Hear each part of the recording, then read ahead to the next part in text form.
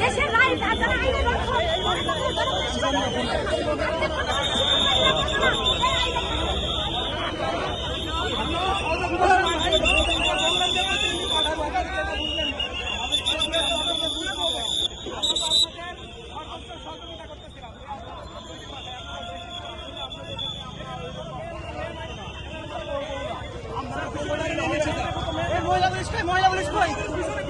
মহিলা পুলিশ একদম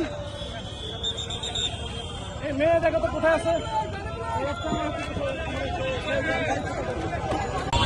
প্রতিবন্ধী স্কুলে ওদের মনে হয় এমপিও হয় নাই বা এরকম কিছু হবে। ওদের দাবি দেওয়া নিয়ে ওরা আছে, দাবি দেওয়া থাকতেই পারে। এখানে বেশ কয়েকজন হলো আছে। আজকে আমাদের যখন দৃষ্টি আকর্ষণ করলো যে স্যার আমরা হচ্ছে যমুনা বাসভবনের দিকে যাবো। কেন যাবা? তো বলে আমাদের দাবি দেওয়া আদায়ের জন্য।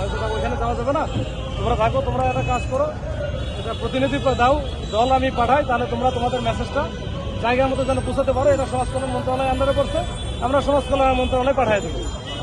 ওরা দিল আমাকে 9 জনের নাম দিচ্ছে। ঠিক আছে, 9 জন ঠিক আছে। এরপরে দেখি হুট করে তারা চলে গেল, ওইখানে কোনোভাবে কথা শোনো না, 2 রাস্তায় বন্ধ করে নিজেদের হাতে। সেটা অল্প কিছু লোকজন এখন এক রাস্তার এক পাশে বন্ধ করলে তাও হয়, এখানে 2 রাস্তা পুরোপুরি বন্ধ করছে, আপনারা সবাই দেখছেন। এটার পরে আমরা কি করবো? আমরা আস্তে আস্তে তাদেরকে অনেক বোঝানোর চেষ্টা করলাম।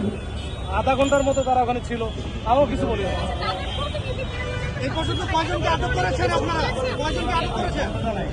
ভাই একটা করে একটা বলি, মানে তাদেরকে যেটা আমরা বলেছিলাম যে তোমরা প্রতিনিধি হিসেবে যাও, তোমাদের কথা বলো, কিন্তু পরে এসে ওরা তো প্রতিবন্ধী যাবে না, ওরা ওখানেই বলছে।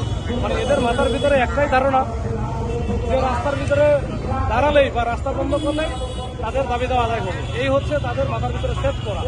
এখান থেকে কেউ বেরোতে পারতেছে না। আমি বলছি যে এটা তোমরা কথা বলতে হবে, আলোচনা করতে হবে।